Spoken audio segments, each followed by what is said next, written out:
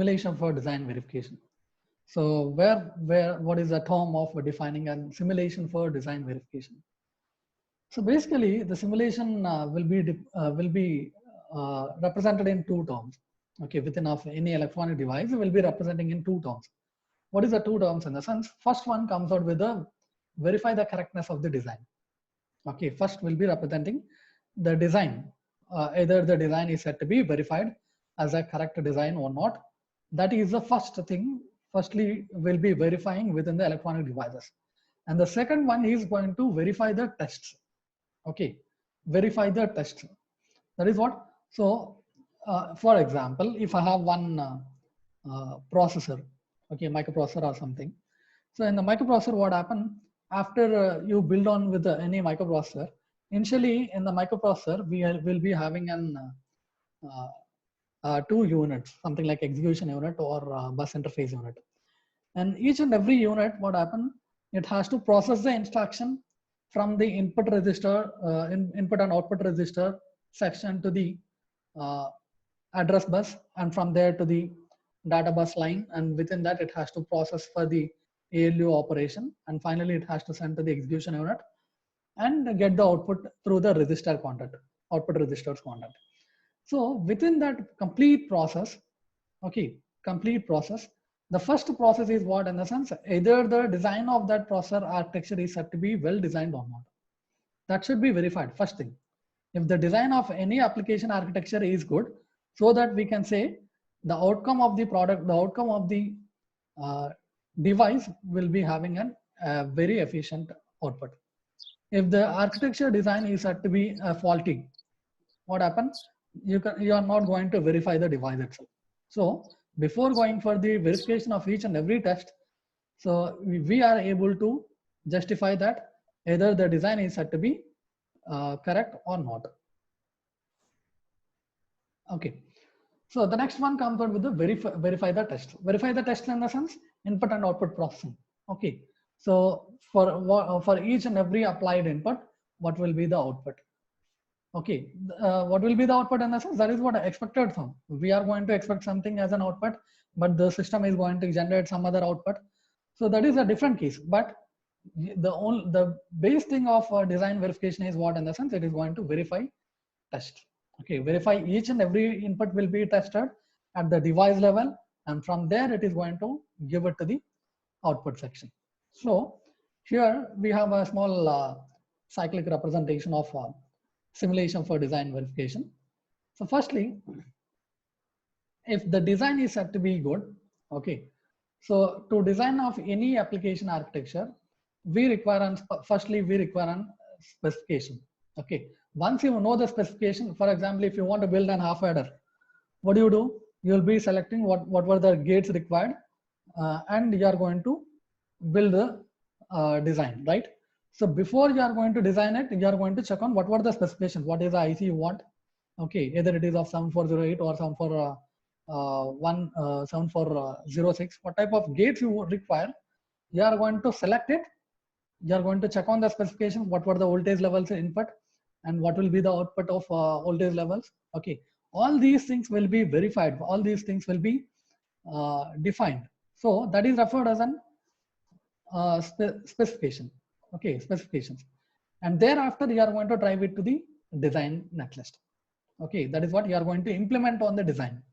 So in the design process, what happens if you have any changes in the design, okay, if you require any additional modifications in the design, that can be represented by the design changes, okay, which is done based on the response analysis. So before going to this response analysis, so let us discuss firstly what is that design, and from design what you are going to get as an output of.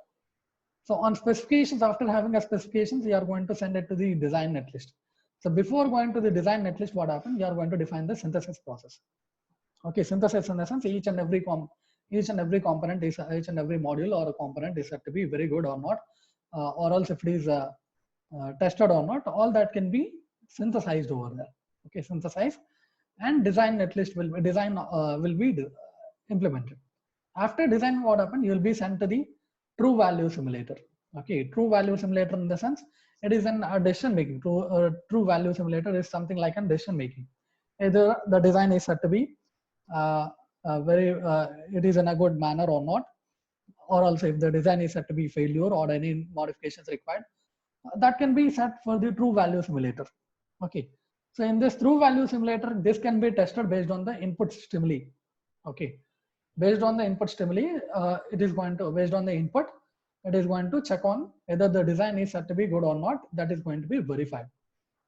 And after this, from true value simulator, you are going to send to the computed responses. What will be the response of this design?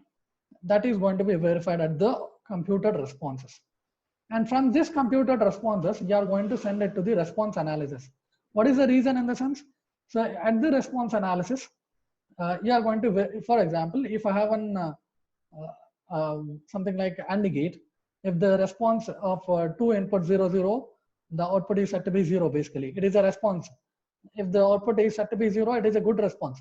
If it is 1, when we give an 0 0 input, if the output is set to be 1, it is not a good response, right?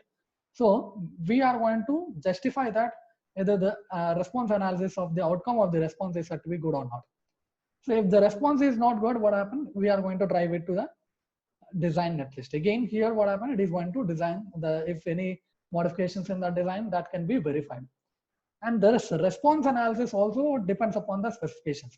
That is what replacing of any component or changing of component or changing of input. So such all the needs can be done under the specifications itself. Okay, under the specifications to the response analysis. So totally the design netlist comes out with all these.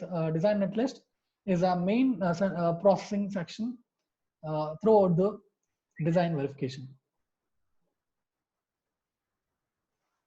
Yeah, here we have a few points regarding to the design verification. The process of realizing an electronic system begins with an specification which describes the input-output electrical behavior like logical, analog, and timing, and other characteristics, something like physical, environmental, etc. So the basic process of realizing of any electronic system design in the specifications, what happens in the sense, specifications in the sense, it comes out what is the input and what is our output, what were the electrical behaviors, okay, logical or analog or timing, all these comes under the specifications itself.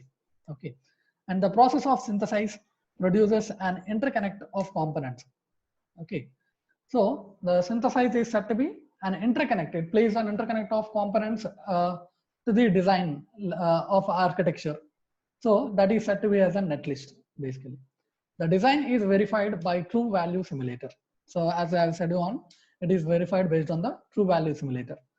So which can compute the responses of given input stimuli without injecting any faults in the design. So that's what I said. It is a decision making section basically. Okay, if the design is said to be good, it is going to drive an output response as a good. Okay, if the design is not said to be good, it is going to drive as a faulty outputs as a responses. So the true value simulator, what happens? It is going to drive the responses of given input stimuli based on the input vectors or inputs of the design. It is going to inject the output of the response. Typically, these stimuli corresponds to those input and output specifications that are either critical or considered risky by the synthesis procedure. So here one more thing in the stimuli, what happens in the sense. So it is going to identify either the input and output specifications or critical or considerably risk that can be identified within the input stimuli itself. Okay, at the case of input stimuli, you are going to identify either it is having a critical input or a normal input, what type of input it is to be verified at this input stimuli itself. A frequently used strategy is to experience all the functions with only critical data patterns. So as a basic thing, so based on the input patterns, input test patterns, you are going to check on either it is a critical or non-critical pattern. What that can be identified based on the data pattern itself. The true value simulator computes the responses that a circuit, if built using a netlist, would have produced if given input stimuli were applied.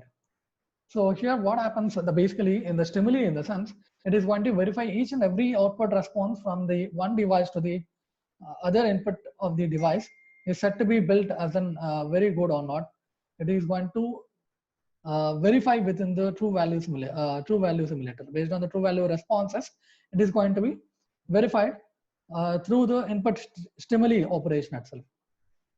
In a typical design verification scenario, the computed responses are analyzed either automatically or interactively or manually to verify the design netlist performs according to the specifications. So in the typical design of architectures or a design of circuits, the responses are analyzed basically. Okay, analyzed in the sense automatically, either it may be automatically or interactively or manually.